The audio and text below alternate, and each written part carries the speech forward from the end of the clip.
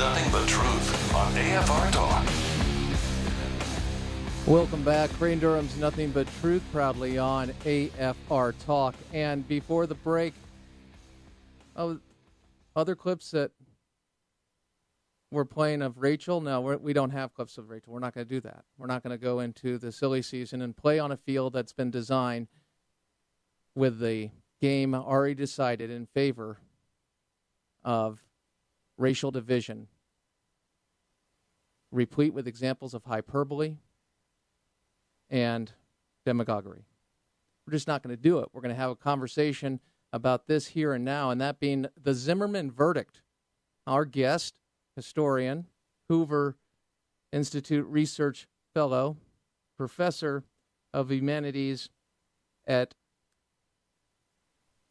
the University of California, and he is the author, most recently, of The Wages of Appeasement, Ancient Athens, Munich, and Obama's America. Dr. Bruce Thornton, welcome back. How are you, my friend? Thank you, Crane. I appreciate the elevation, but I'm at the California State University. California State University. California. Yeah, they're Pardon two separate systems. No, that's all right. I just don't want to give off false pretenses. Oh, I know. You're into the truth. That's why I like your work. Well, I try. I try. but you could be called a bigot for speaking the truth. I mean, look at Moynihan, but we'll get to that. Yeah, I just wanted to play for you your article, Race Industry Leeches. I read an excerpt already, and the second paragraph regarding the hypocritical racist ideology that permeates our politics and institutions. And that's pretty much baked into the cake or baked into the lens when we talk about anything having to do with race. And the people that have crafted that lens are people that choose to exploit it and are not being honest intellectually or otherwise when it comes to the state of things. Speaking of demagoguery, hyperbole, I give you Mark Dyson, Dr. Dyson, MSNBC contributor, once referred to Eric Holder as Moses.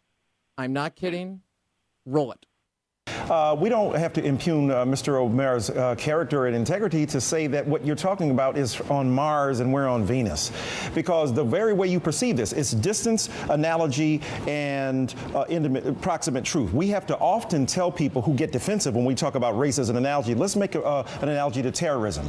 So you know how you felt on 9/11? Yeah, that's how we feel when it comes to race. So now we get more proximate to the truth of what race is in this country. As for Eric Holder, look, the reality is you got to act now. The president, you won the second term. You're in office. You are ensconced.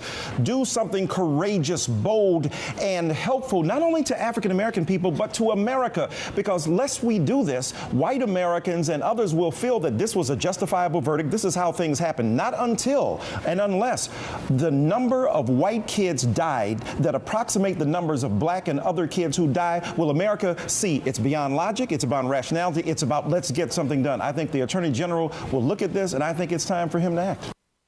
So in order to come up with a civil rights case, you can't evaluate it on the evidence. No. We must become a place where the only way we're really going to be able to understand it as not Americans, but as whiteys, white people, is the death toll of white people, white kids, I guess. That was the specific reference. So, Professor, what would you say if you were on that panel to Mr. Dyson?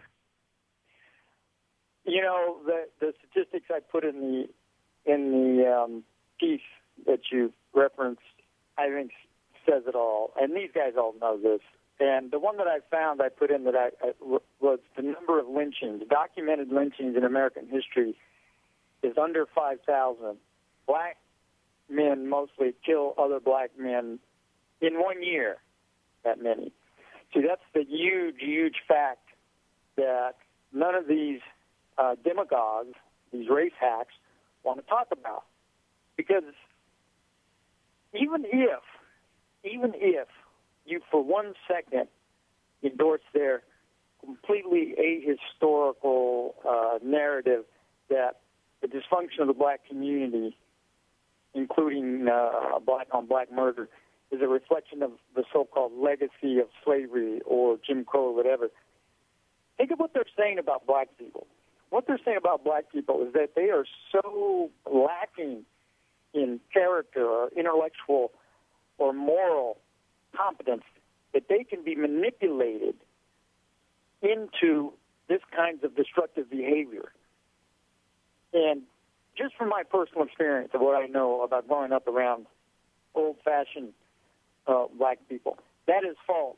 That is false to historically the majority of the black community, who had the resources, mainly from their church, by the way, but also in their communities, to live through and survive legal segregation in Jim Crow. So this whole narrative, when you take it apart, is actually a racist, in the accurate sense of that word, racist depiction of black people as totally lacking in agency, as completely passive, as complete victims of whatever social, economic forces out there. And it's false.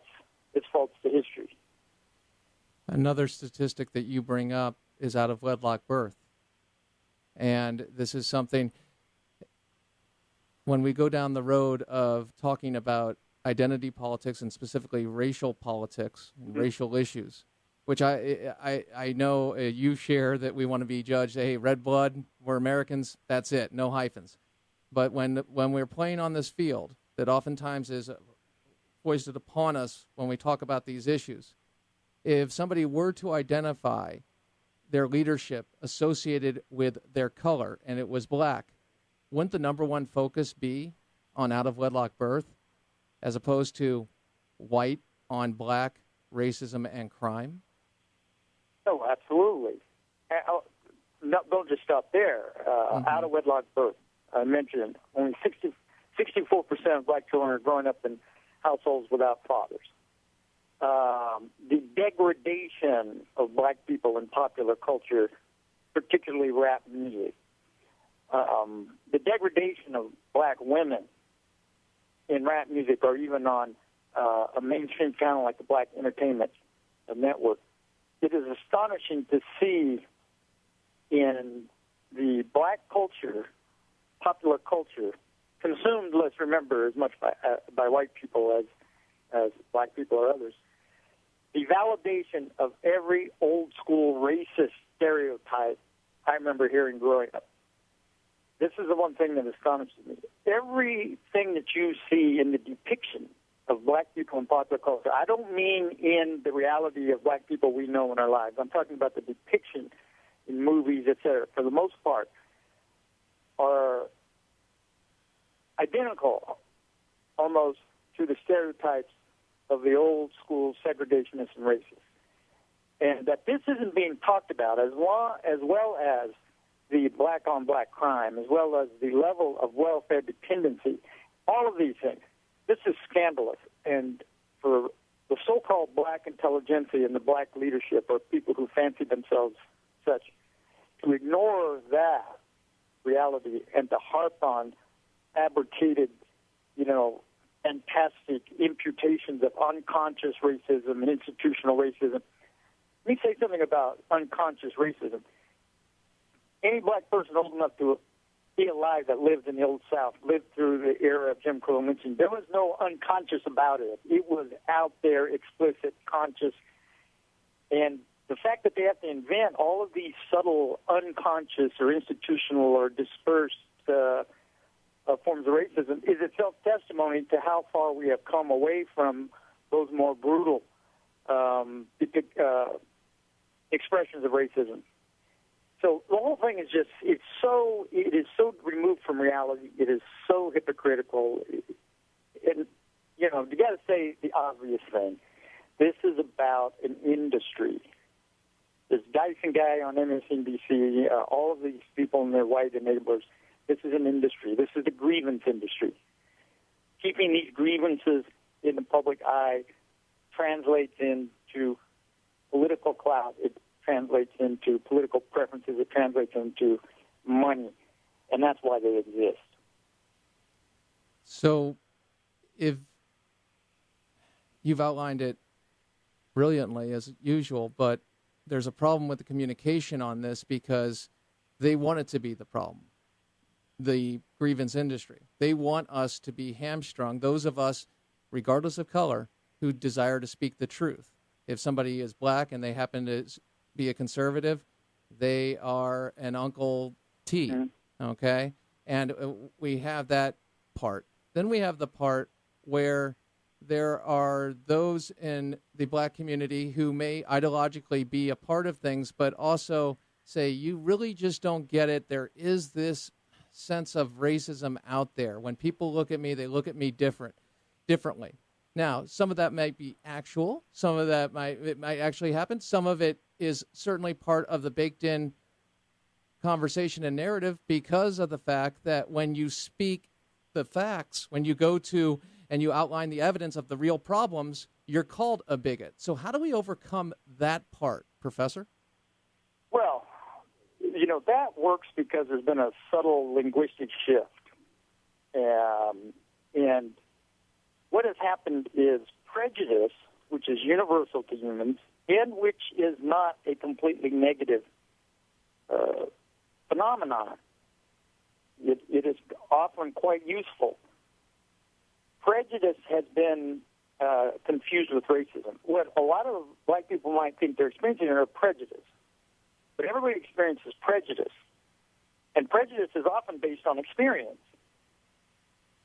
If you're a shopkeeper and you've been robbed 8 times or shoplifted by a black teenager, the next black teenager that comes into your store, you're going to keep an eye on. That's not racism. That's defensive common sense prejudice. Now let's use another example. Let's say you're a hard-working... Hold on for a citizen. second. Professor, as we always do, I'm going to ask you for some more time, if you can. Okay. And then we'll come back on the flip side and address that, and also address the big political picture, once again, back to identity politics and some of the issues that this is already being used to forward, and that being the grievance industry and the use of identity politics in relation to the Zimmerman verdict, Trayvon Martin shooting case. Crane Durham's Nothing But Truth. Our guest, Professor Bruce Thornton. This is Nothing But Truth on AFR Talk.